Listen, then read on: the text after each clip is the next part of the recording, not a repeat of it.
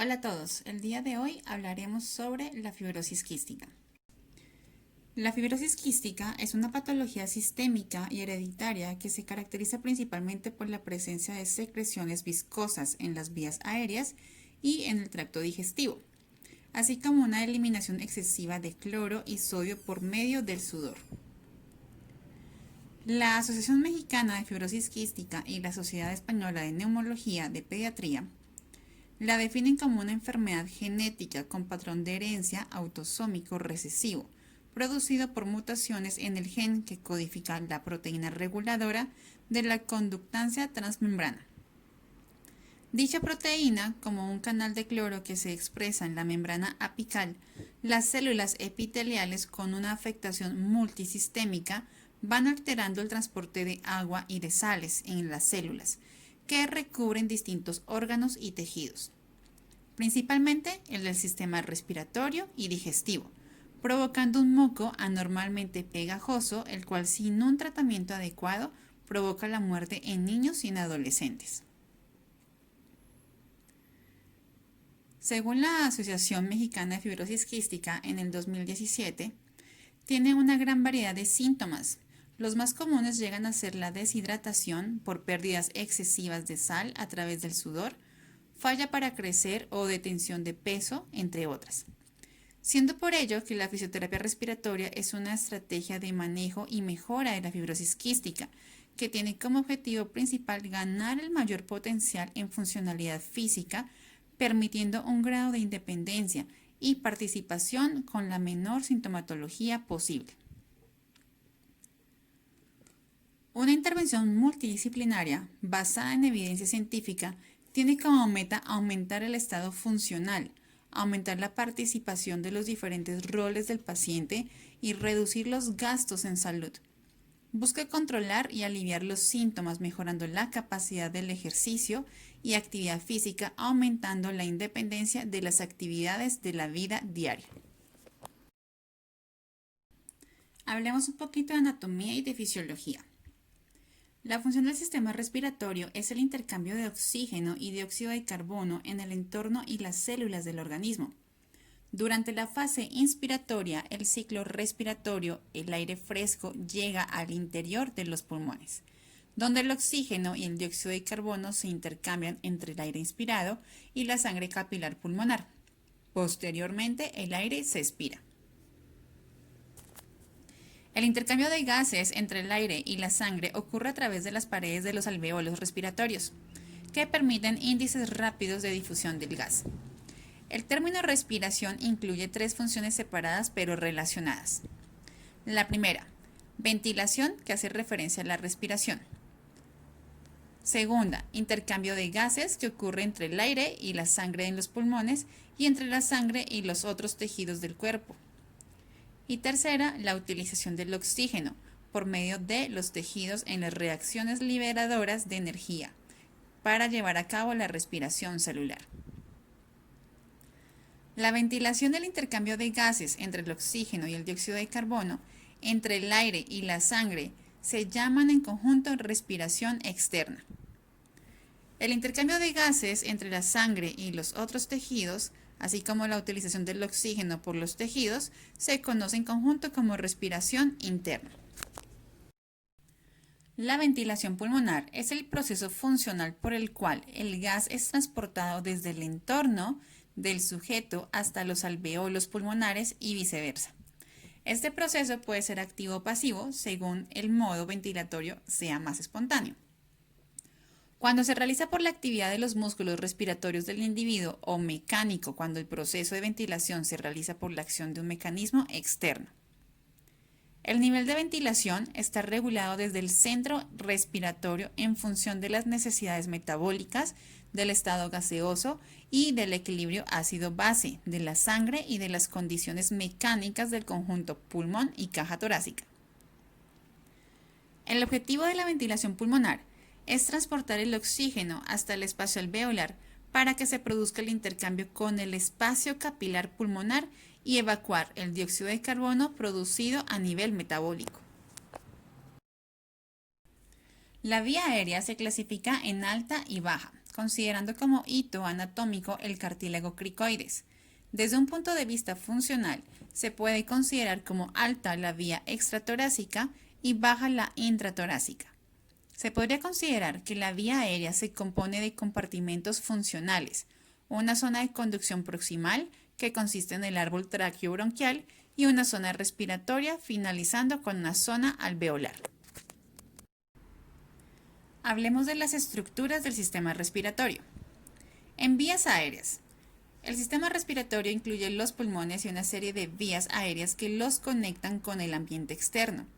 Las estructuras del sistema respiratorio se subdividen en una zona de conducción, o también llamadas vías aéreas de conducción, que llevan el aire al interior y hacia el exterior de los pulmones, y una zona respiratoria recubierta con los alveolos, donde se realiza el intercambio de gases. La función de las zonas de conducción y respiratoria son diferentes, y las estructuras que las recubren también son distintas. La zona de conducción incluye la nariz, la nasofaringe, laringe, tráquea, bronquios, bronquiolos y los bronquiolos terminales. Estas estructuras funcionan para llevar el aire al interior y hacia el exterior de la zona respiratoria, y que así se produzca el intercambio de gases, y para calentar, humidificar y filtrar el aire antes de que alcance la región crítica del intercambio gaseoso. La tráquea es la principal vía de conducción. Se divide en dos bronquios que llegan a los pulmones, en cuyo interior se separan en bronquios más pequeños, que a su vez se vuelven a dividir. Hay 23 de estas divisiones, que dan lugar a vías aéreas cada vez más pequeñas.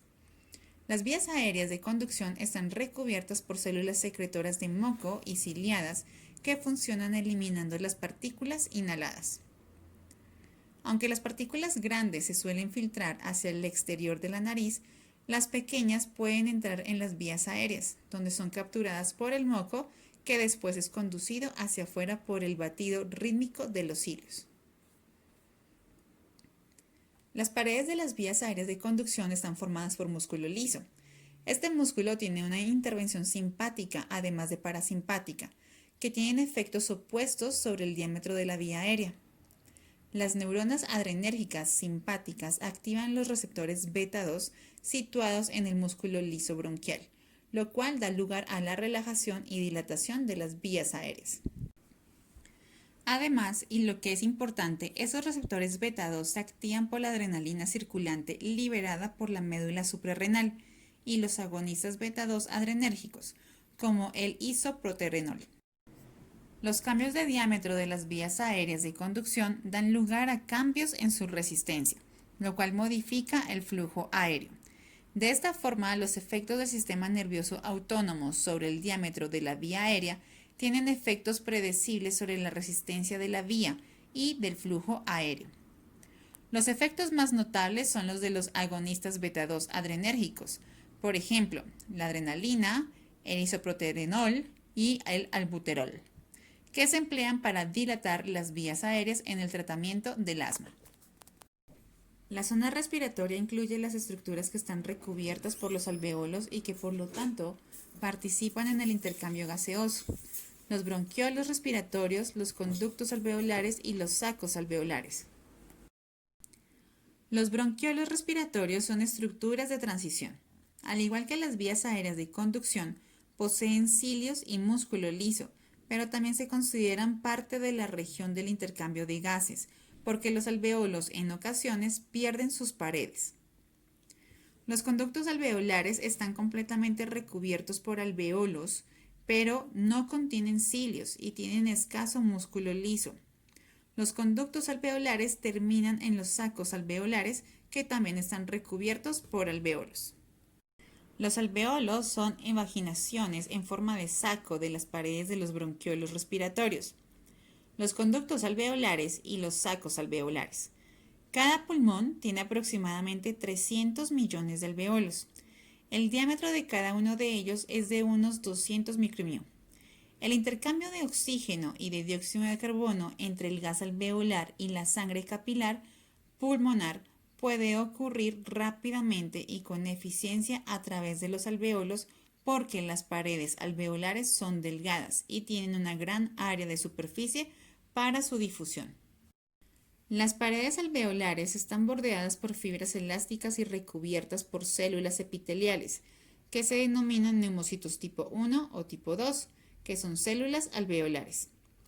Los neumocitos tipo 2 sintetizan el surfactante pulmonar, que es necesario para reducir la tensión superficial de los alveolos, y son capaces de regenerar a los neumocitos tipo 1 y tipo 2. Los alveolos contienen células fagocíticas denominadas macrófagos alveolares, que mantienen los alveolos limpios de polvo y de desechos, ya que estos no disponen de cilios para realizar esta función. Los macrófagos se llenan de desechos y migran hacia los bronquiolos, donde el batido ciliar los transporta hacia la vía aérea superior y la faringe, donde pueden ser deglutidos o expectorados. Mecánica ventilatoria. La ventilación pulmonar es el proceso funcional por el que el gas es transportado desde el entorno del sujeto hasta los alveolos pulmonares y viceversa. Este proceso puede ser activo o pasivo según el modo ventilatorio sea espontáneo, cuando se realiza por la actividad de los músculos respiratorios del individuo, o mecánico cuando el proceso de ventilación se realiza por la acción de un mecanismo externo. El nivel de ventilación está regulado desde el centro respiratorio en función de las necesidades metabólicas, del estafo gaseoso y el equilibrio ácido-base de la sangre, también de las condiciones mecánicas del conjunto pulmonar y caja torácica. El objetivo de la ventilación pulmonar es transportar el oxígeno hasta el espacio alveolar para que se produzca el intercambio con el espacio capilar pulmonar y evacuar el dióxido de carbono, producido a nivel metabólico. El pulmón tiene unas propiedades mecánicas que se caracterizan por elasticidad. Esta depende de las propiedades elásticas de las estructuras del sistema respiratorio. Es la propiedad de un cuerpo a volver a la posición inicial después de haber sido deformado. En el sistema respiratorio se cuantifica como el cambio de presión en relación al cambio de presión. Viscosidad. Depende de la fricción interna de un medio fluido, es decir, entre el tejido pulmonar y el gas que circula por las vías aéreas. En el sistema respiratorio se cuantifica como el cambio de presión en relación al flujo aéreo. Tensión superficial. Está producida por las fuerzas cohesivas de las moléculas en la superficie del fluido y la capa de la superficie alveolar. Estas fuerzas dependen de la curvatura de la superficie del fluido y de su composición. Histéresis. Es el fenómeno por el que el efecto de una fuerza persiste más de lo que dura la misma fuerza. La capacidad ventilatoria se cuantifica por la medición de los volúmenes pulmonares y la espirometría. A continuación, en esta gráfica se describirán cada uno de sus volúmenes torácicos y pulmonares. Capacidad pulmonar total. Se trata del volumen de gas en el pulmón al final de una inspiración máxima. Es la suma de la capacidad vital y del volumen residual. Es una medida del tamaño del pulmón. Capacidad vital expiratoria. Es el volumen de gas exhalado después de una inspiración máxima, y la inspiratoria es el volumen que puede ser inspirado después de una expiración máxima. La capacidad vital es la suma de la capacidad inspiratoria y del volumen de reserva expiratorio. Volumen corriente. Es el volumen de gas que se moviliza durante un ciclo respiratorio normal. El volumen de reserva inspiratorio es el volumen de gas que puede ser inspirado después de una inspiración normal. El volumen de reserva expiratorio es el volumen de gas que puede ser expirado después de una expiración normal y la capacidad inspiratoria es el volumen que puede ser inspirado después de una expiración normal, es decir, desde capacidad residual funcional. Capacidad residual funcional. Es el volumen de gas que queda en el pulmón después de una expiración normal. El volumen residual es el volumen de gas que queda después de una expiración máxima. La capacidad de cierre es el volumen pulmonar por debajo del cual aparece el fenómeno de cierre de la vía aérea durante la maniobra de una expiración máxima lenta, y el volumen de cierre es la capacidad de cierre menos la capacidad residual funcional. La maniobra de expiración forzada cuantifica los volúmenes pulmonares por encima de la capacidad residual funcional. Además, permite cuantificar algunos índices dinámicos. El más empleado a nivel de la clínica es el volumen expiratorio forzado, en un segundo. Es el volumen de gas expirado durante el primer segundo de una maniobra forzada desde una inspiración máxima. Los volúmenes gaseosos de la caja torácica se clasifican desde el punto de vista funcional. El volumen de gas torácico es el volumen de gas pulmonar más el volumen de gas extrapulmonar intratorácico. Volumen de gas pulmonar involucra el volumen alveolar funcional, que es el volumen del gas que llega al espacio alveolar y que participa en el intercambio gaseoso. Volumen alveolar de espacio muerto. Este es un volumen de gas que llega al espacio alveolar pero que no participa en el intercambio gaseoso, se queda en el espacio muerto funcional. Y el último es el volumen de gas de las vías aéreas, que es el volumen de gas que compone al espacio muerto anatómico. Etiología y patogenia. La fibrosis quística es la enfermedad genética recesiva más frecuente en la raza blanca. Es causada por la mutación del gen que codifica la proteína reguladora de transmembrana.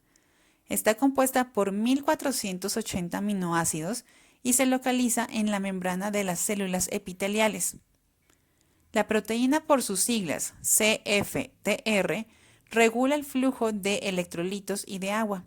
Su disfunción ocasiona una alteración del transporte de cloro y sodio, produciendo un moco espeso y viscoso que obstruye los conductos del órgano en el cual se localiza, produciendo principalmente enfermedad respiratoria progresiva e insuficiencia pancreática. La enfermedad está causada por mutaciones de un solo gen localizado en el brazo largo del cromosoma 7, que codifica una proteína de 1480 aminoácidos, llamada proteína reguladora del manejo de iones de la membrana, siglas CFTR. Esta proteína se comporta como un canal de cloro controlado por AMP cíclico, que regula directamente los movimientos de las partículas de cloruro e indirectamente los movimientos de sodio y de agua, dando lugar a la producción de un moco anómalo y espeso en todos los órganos, especialmente en los pulmones y en el páncreas, intestinos, de hígado, glándulas sudoríparas y conductos deferentes en los varones, con interferencia en su funcionalismo. La mutación más frecuente causa la pérdida del aminoácido fenilalanina en posición 508 de la proteína CFTR, la cual está presente en el 75% de los alelos de fibrosis quística. Aproximadamente el 40% de los pacientes con esta patología son heterocigotos para estas mutaciones. En la fibrosis quística, los síntomas pueden estar presentes desde el nacimiento o aparecer en el tiempo con enfermedad respiratoria crónica, gastrointestinal, insuficiencia pancreática en el 90% de los casos e infertilidad masculina. En el 2% de los casos se presenta de forma atípica, siendo a menudo menos sintomática durante la niñez, por lo cual se diagnostica por lo general en la adolescencia y en la adultez. El resultado final es el mismo con todas las mutaciones: la imposibilidad de transportar cloruro, que conlleva a una secreción insuficiente del líquido con una inadecuada hidratación de macromoléculas y la alteración de las propiedades físico-químicas de las secreciones de los órganos afectados. Las macromoléculas se precipitan y se espesan en el interior de los conductos y su eliminación dificultosa acaba con la distensión y obstrucción de los mismos. Alrededor de 350 niños nacen cada año en México con fibrosis quística. Las manifestaciones clínicas de la enfermedad pulmonar variarán en su edad de inicio y forma de presentación. En 1950, la edad promedio de un niño con fibrosis quística era de solo 4 años. Hoy, gracias a los avances de la ciencia, el 27% de los pacientes en México alcanzarán la vida adulta. En México solo se diagnostica al 15% de los niños que nacen con esta enfermedad, y de este porcentaje la gran mayoría se revisa tarde, teniendo como consecuencias la disminución progresiva respiratoria y desnutrición. La OMS dicta que al menos un niño con fibrosis quística nace al día y que 1 de cada 80 mexicanos es portador del gen, existiendo poco más de 1.5 millones de portadores sanos de la enfermedad.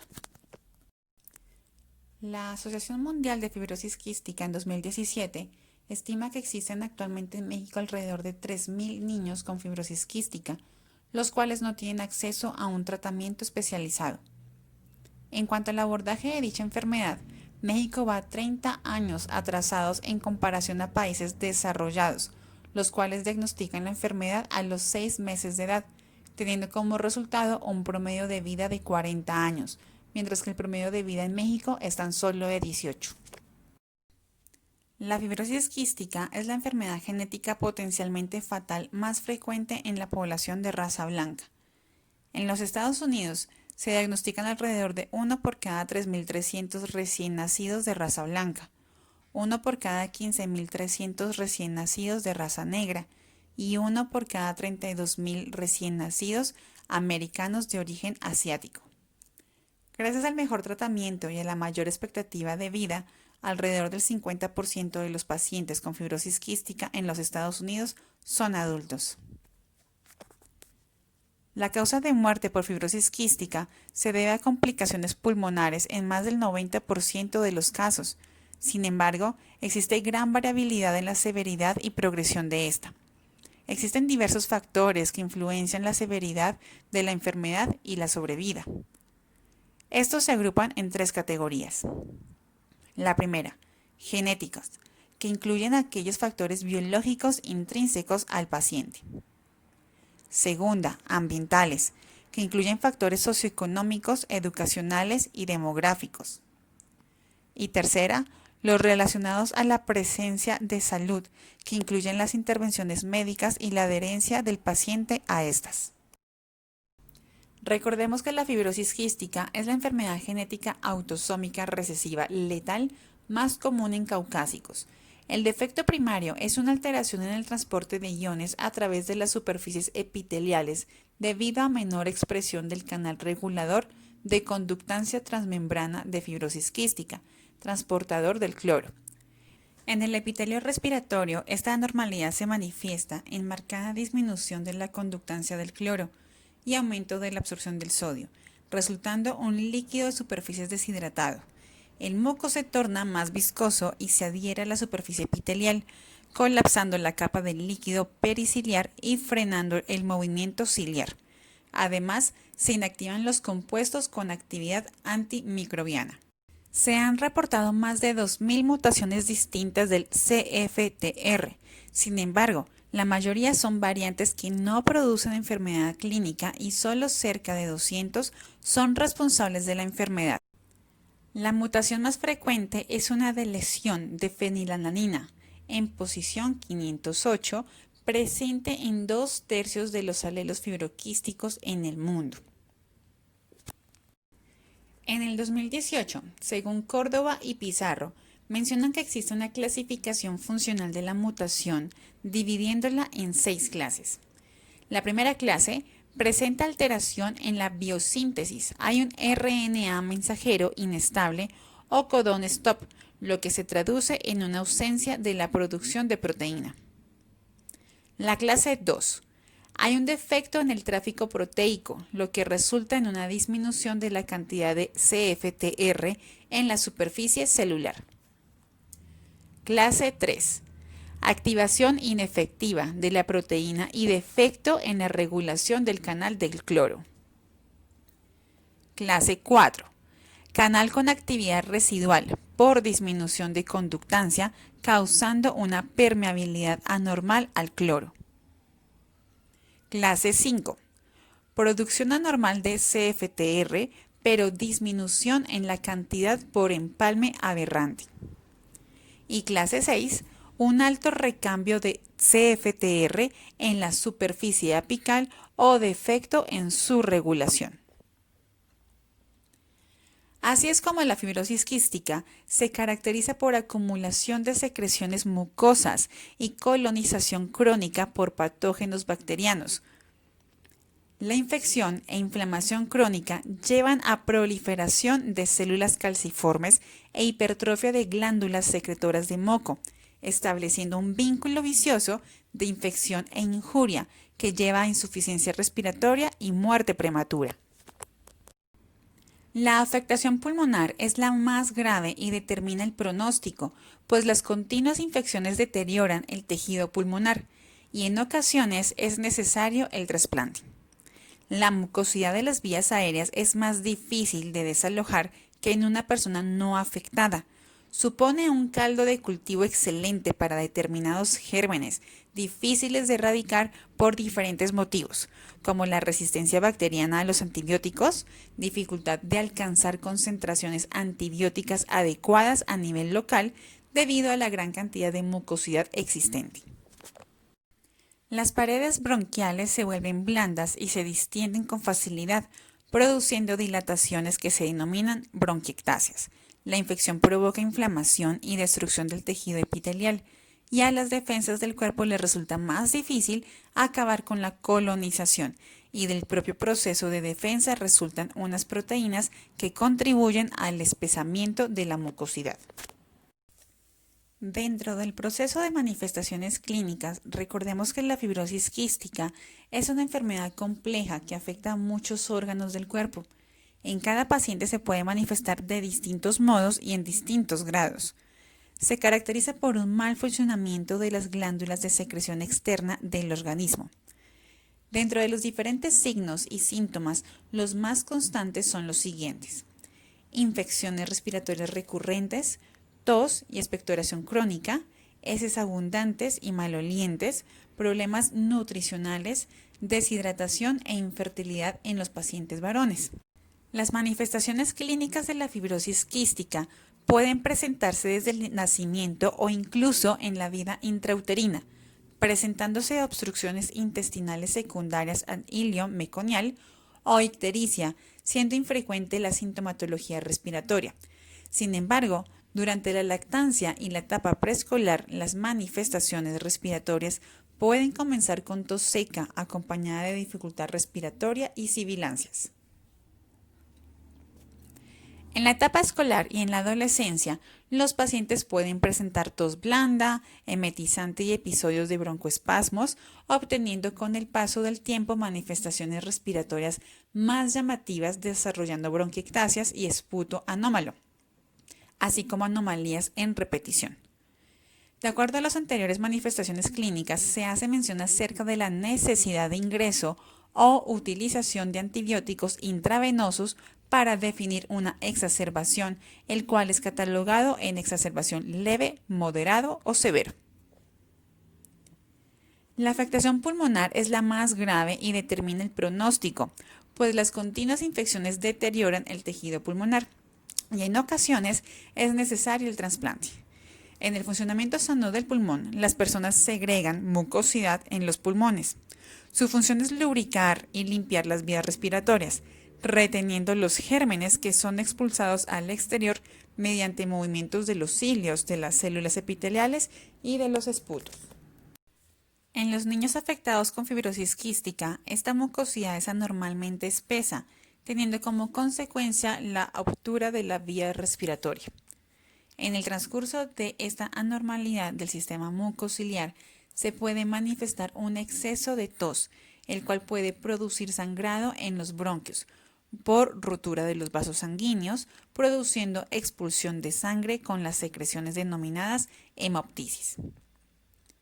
Esta mucosidad, más difícil de desalojar, supone un caldo de cultivo excelente para determinados gérmenes, difíciles de erradicar, tales como el Haemophilus influenza, el Streptococcus aéreo y las Pseudomonas aeruginosa. resistencia bacteriana a los antibióticos, dificultad de alcanzar concentraciones antibióticas adecuadas a nivel local debido a la gran cantidad de mucosidad existente. Dicha colonización bacteriana provoca ablandamiento de las paredes bronquiales que se distienden con facilidad, produciendo dilataciones que se denominan bronquiectasias. La infección provoca inflamación y destrucción del tejido epitelial. A las defensas del cuerpo les resulta difícil acabar con esa colonización y del propio proceso de defensa resultan unas proteínas que contribuyen al espesamiento de la mucosidad. A continuación, presento una tabla de otras manifestaciones clínicas que se pueden llegar a presentar. Afectaciones digestivas, como la malabsorción, deficiencia de la vitamina liposoluble, disminución del aporte calórico, retraso del desarrollo y crecimiento, así como prolapso rectal. En alteraciones endocrino-metabólicas, encontramos que la función endocrina del páncreas va a estar relacionado la diabetes mellitus con la fibrosis quística. En afectaciones geniturinarias, el 95% de los varones no son fértiles debido a la zoospermia por atresia u obstrucción bilateral de los conductos deferentes. También afectación de las glándulas sudoríparas, sudor de los pacientes con elevación en sodio, potasio y cloruros, alcalosis hipoclorémica crónica y deshidratación hiponatrémica. Y en otras tenemos alteración en la mineralización del hueso, tales como la osteopenia y la osteoporosis. La afectación respiratoria de la fibrosis quística deriva del pensamiento de las secreciones bronquiales que conduce a la obstrucción, inflamación e infección crónica de la vía aérea inferior. Se presentan numerosas exacerbaciones o sobreinfecciones agudas que afectan de manera más o menos importante al funcionalismo pulmonar, debido probablemente a un incremento de la carga bacteriana habitual en los periodos libres de exacerbación y a la respuesta del huésped. De acuerdo a los signos y síntomas de una exacerbación pulmonar en pacientes con fibrosis quística, existe un aumento de la frecuencia, duración e intensidad de la tos, que tiene como consecuencia un aumento del esfuerzo respiratorio, retracciones intercostales y el uso de la musculatura accesoria, aparición o aumento de la producción del esputo, aparición o aumento de la hemoptisis, así como de la disnea. Pero va a haber una disminución de la intolerancia al ejercicio y un compromiso del estado general. Va a haber un aumento de la fatiga, debilidad y falta de apetito. Dentro de los signos físicos encontraremos un aumento en la frecuencia respiratoria, aparición o aumento de crépitos en examen de tórax, aumento del atrapamiento aéreo, fiebre y pérdida de peso, y los hallazgos del laboratorio van a arrojar que existe una disminución del BEF1 del 10% o más en comparación con el mejor valor de 6 meses anteriores, aumento de atrapamiento aéreo y o nuevos infiltrados en la radiografía del tórax, con presencia de leucocitosis y disminución súbita de la saturación del pulso arterial de oxígeno. Según Garner, en el 2017, refiere que se puede clasificar la exacerbación respiratoria en 3 niveles: leve, moderado y grave. La exacerbación leve tiene modificación leve en la sintomatología del paciente, sin afectación del estado general ni alteración importante de su función pulmonar o tolerancia al ejercicio o actividades habituales. Las exacerbaciones moderadas presentan signos claros de infección respiratoria con o sin fiebre, afectación leve del estado general y o disminución moderada de su función pulmonar o tolerancia al ejercicio o de sus actividades habituales, y por consiguiente las graves presentan importancia en afectación del estado general.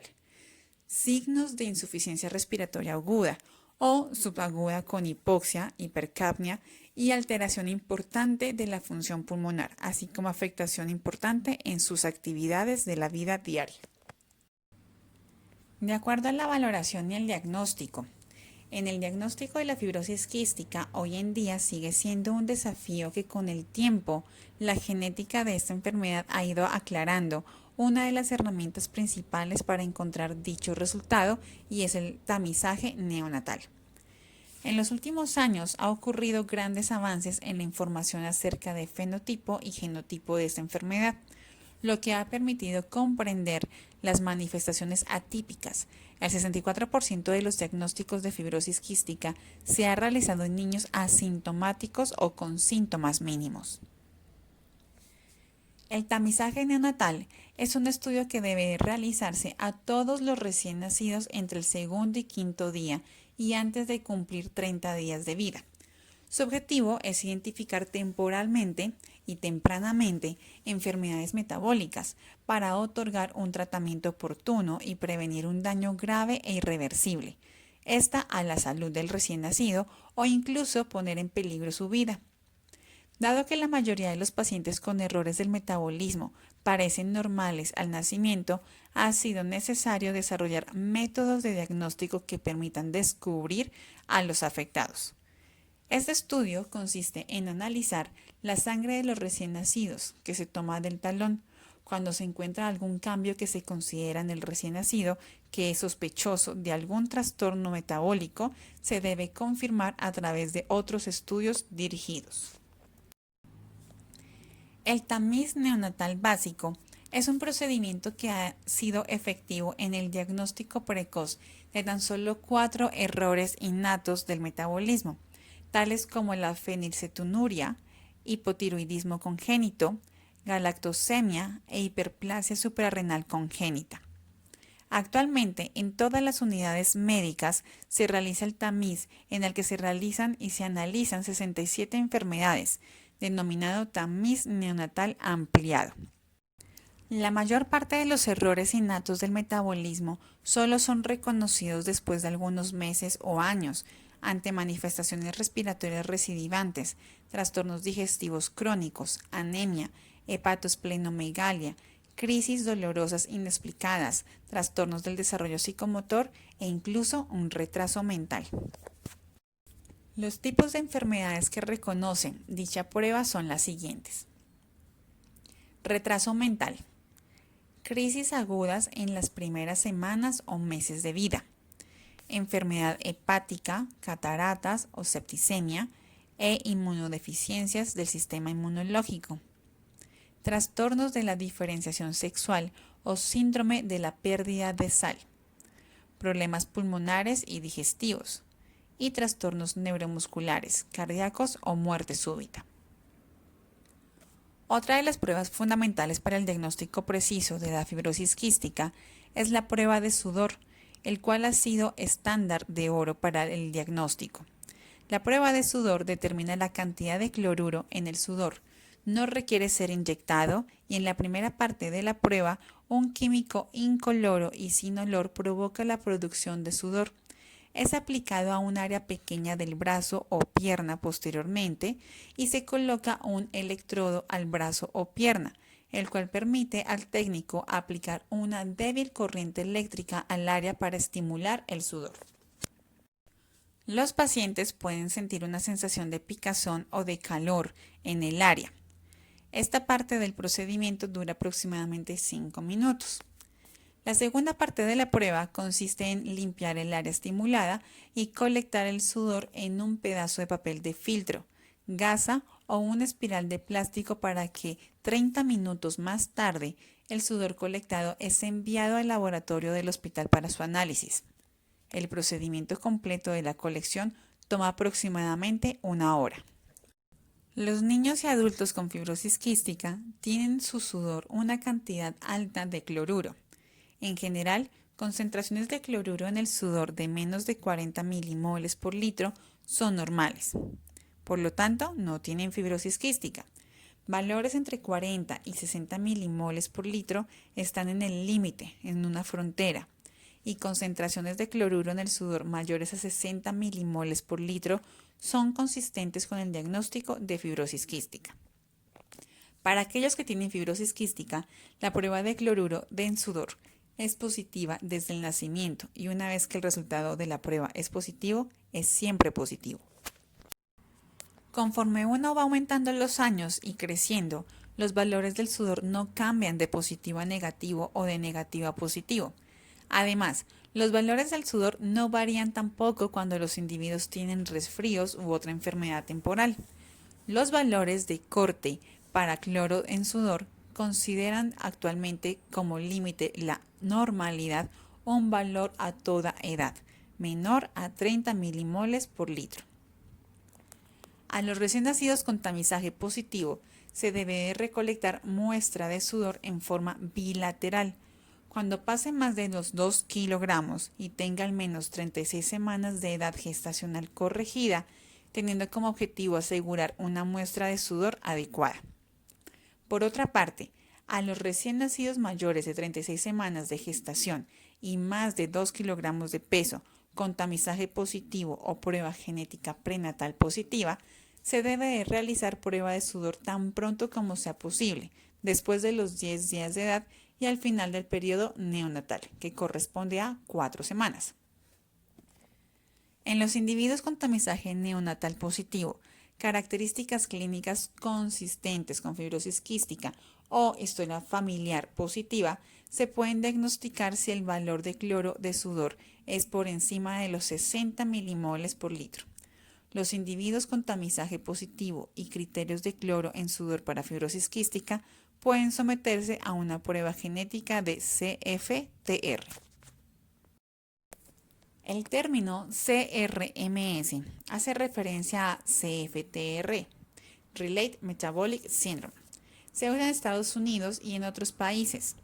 Describen un diagnóstico no concluyente reservado para los individuos con tamizaje O positivo sin características clínicas compatibles con un diagnóstico de fibrosis quística. Es por eso que los niños designados como CRMS o CFSPID deben someterse al menos a una repetición de la prueba de cloro de sudor.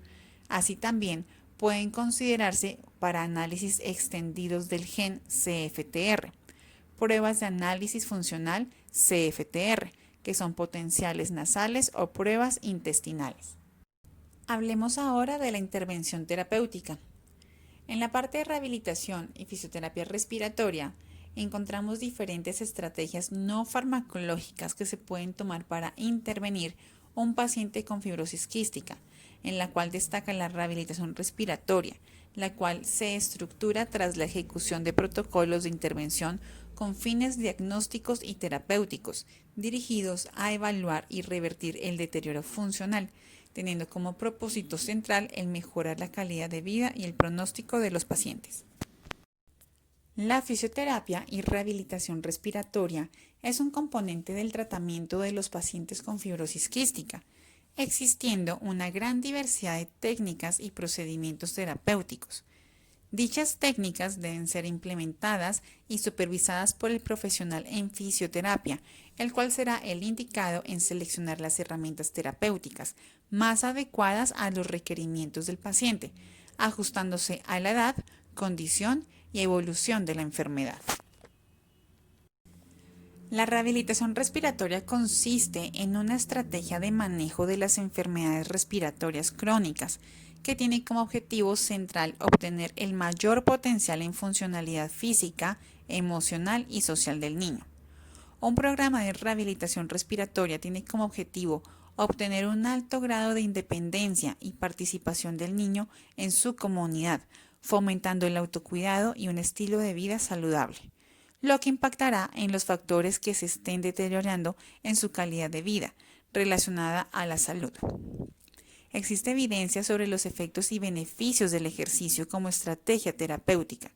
Por ende, su inclusión debe siempre estar considerada como un aspecto relevante de los programas de rehabilitación de los pacientes respiratorios crónicos.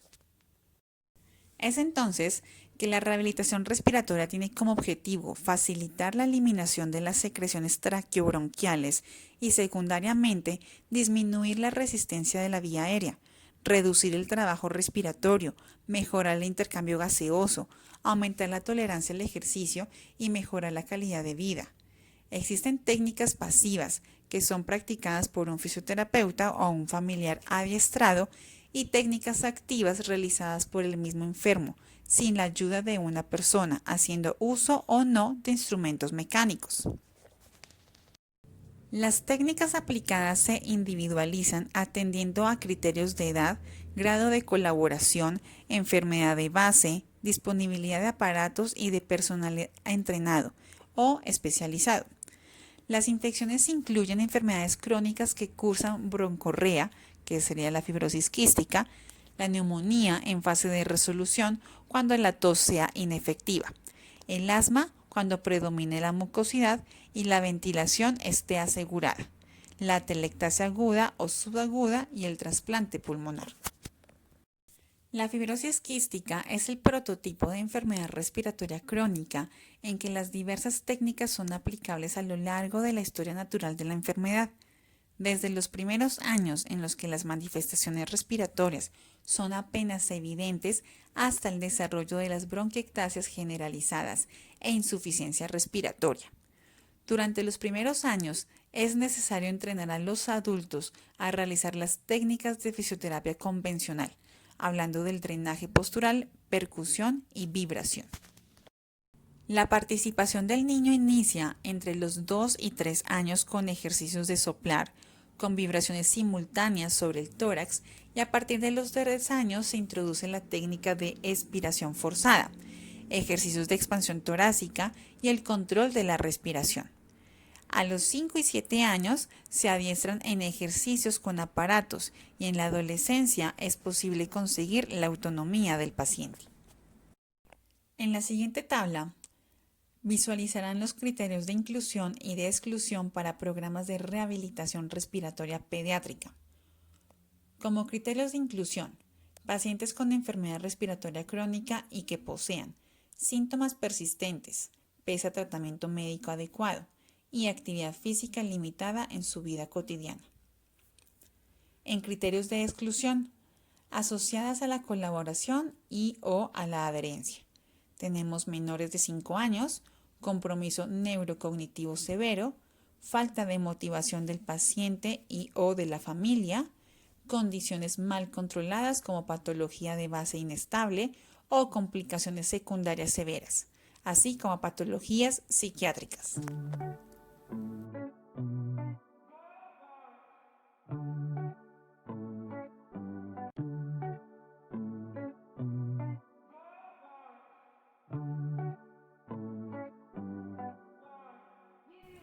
La fisioterapia respiratoria es parte del tratamiento integral de la fibrosis quística.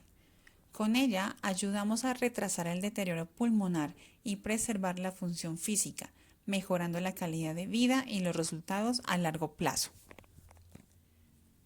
Es de importancia que el fisioterapeuta que trate con este tipo de pacientes sea un profesional competente, con capacidad de formar parte de un equipo de salud y participar activamente en las decisiones terapéuticas requeridas, ya que en la actualidad el fisioterapeuta ha ampliado su labor, ya no solo circunscribiéndose a las técnicas manuales para optimizar el drenaje bronquial, sino también saber hacer uso y manejo de las técnicas instrumentales que complementan y optimizan el tratamiento fisioterapéutico de la fibrosis quística. Conozcamos el equipo.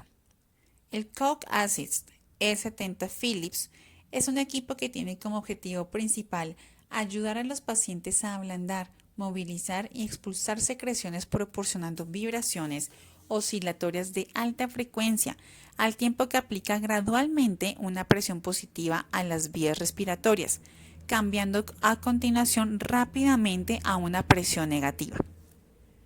Las vibraciones oscilatorias ayudan a ablandar y movilizar las secreciones, mientras que en el cambio rápido de la presión produce un flujo expiratorio alto, procedente de los pulmones que favorece a la expulsión de las secreciones. Se debe comenzar con una presión positiva inferior durante el tratamiento y aumentarlo gradualmente e ir yendo hacia la presión positiva utilizada. La autonomía, la efectividad y el escaso tiempo que requiere son puntos a su favor. Como indicaciones de uso tenemos tos inefectiva debido a distrofia muscular, miastenias gravis, poliomielitis o trastorno neurológico con alguna parálisis de los músculos respiratorios como lesión de la médula espinal.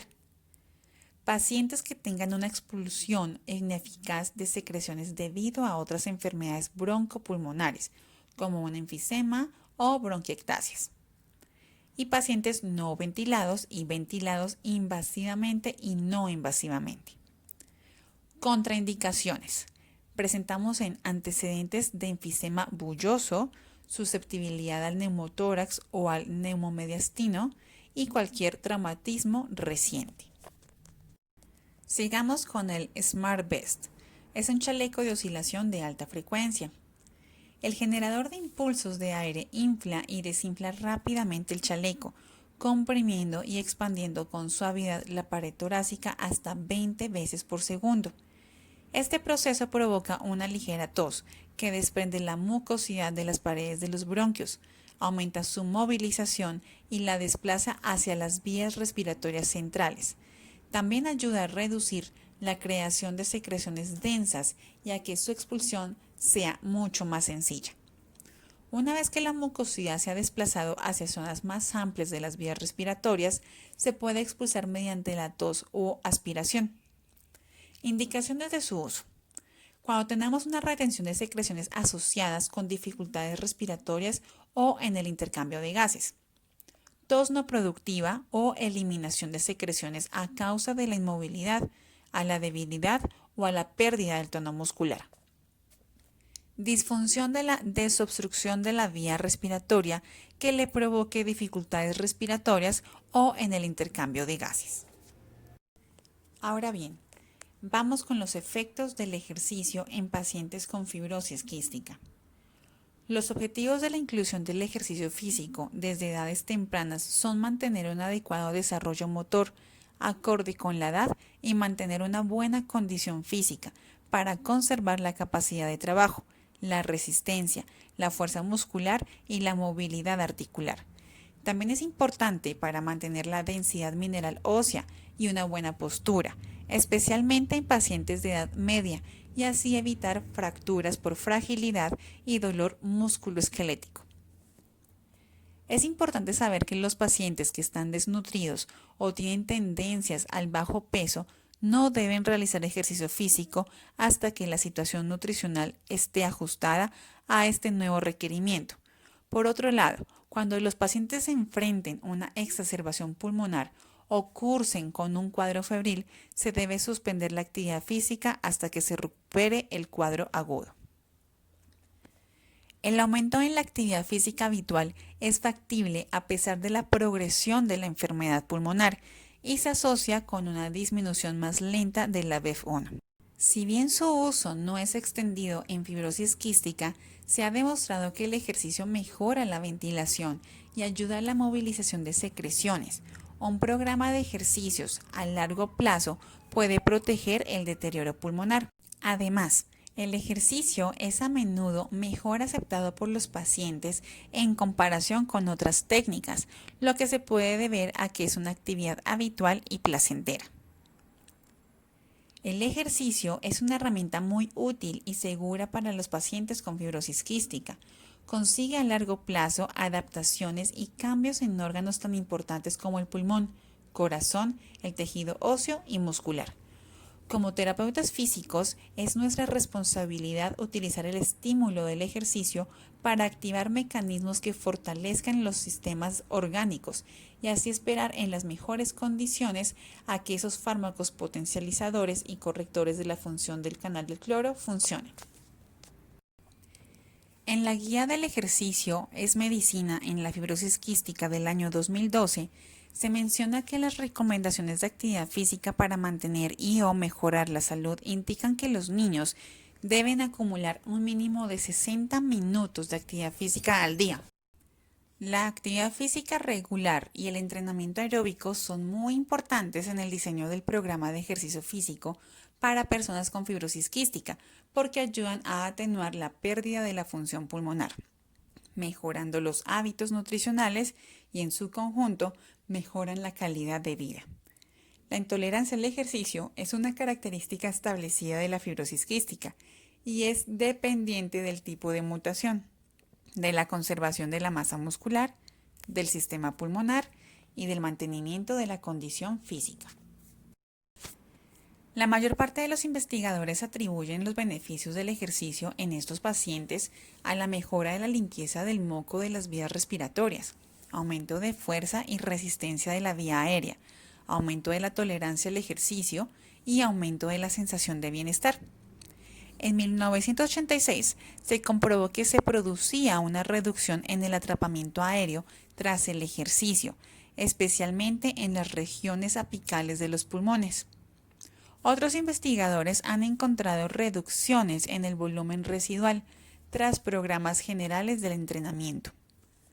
Los niños con fibrosis quística moderada a severa pueden beneficiarse del entrenamiento aeróbico y de fuerza. A pesar de la disminución de la función pulmonar, las personas con fibrosis quística de moderada disfunción pulmonar pueden con ejercicio mantener la capacidad funcional medida a través del VO2 pico, como consecuencia de mantener una mejora de la masa muscular, nutrición y crecimiento que contribuyen de forma positiva al mantenimiento pulmonar. Los beneficios a corto y largo plazo del ejercicio quedan reflejados en la mejora de la calidad de vida, en la mejora psicológica, mejora de la potencia aeróbica, que es una variable del pronóstico de la enfermedad. El ejercicio físico puede retrasar la aparición de la diabetes al aumentar la expresión de determinados genes implicados en la regulación de la glucosa, mejora el funcionamiento de los GLUT4, receptores que ayudan a introducir la glucosa dentro de las células y manteniendo los niveles sanguíneos de glucosa controlados. Contribuye incluso a la regeneración neuronal, al estimular la producción de un factor neutrófico y además mantiene una mejor irrigación cerebral, mejorando el aspecto emocional y el rendimiento mental. Para un programa de intervención terapéutica en fibrosis quística se empieza por la historia clínica.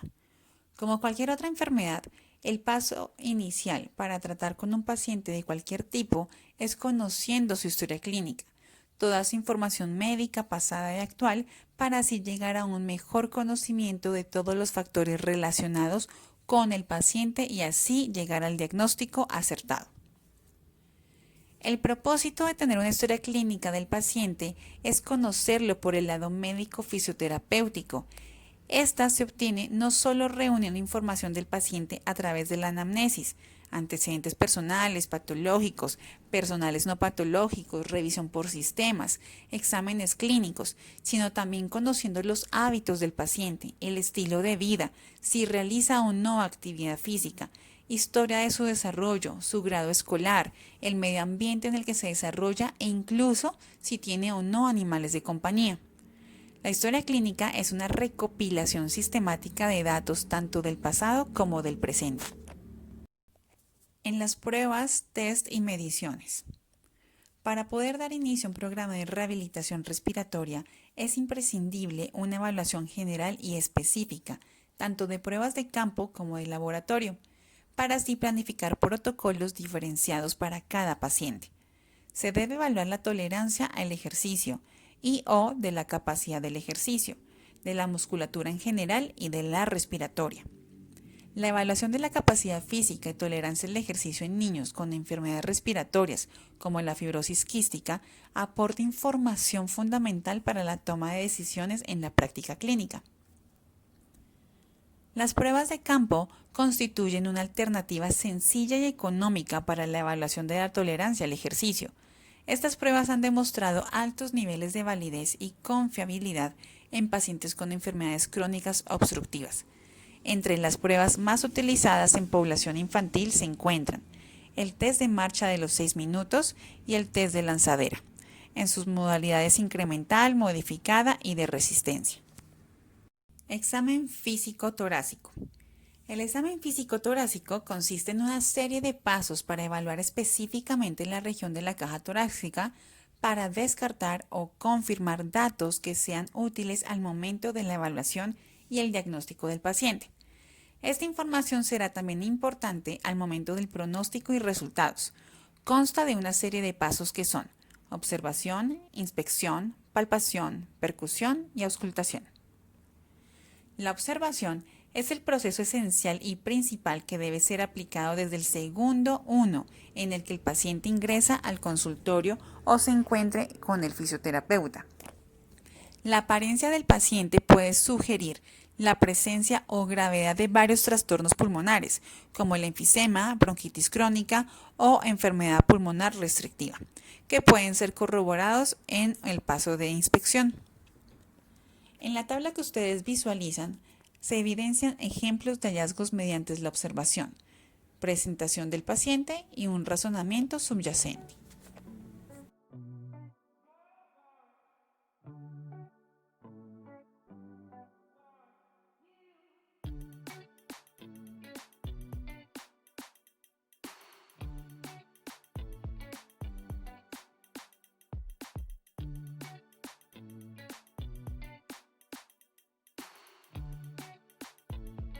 La inspección consiste en buscar datos o patrones anormales de respiración, movimientos o coloración en piel.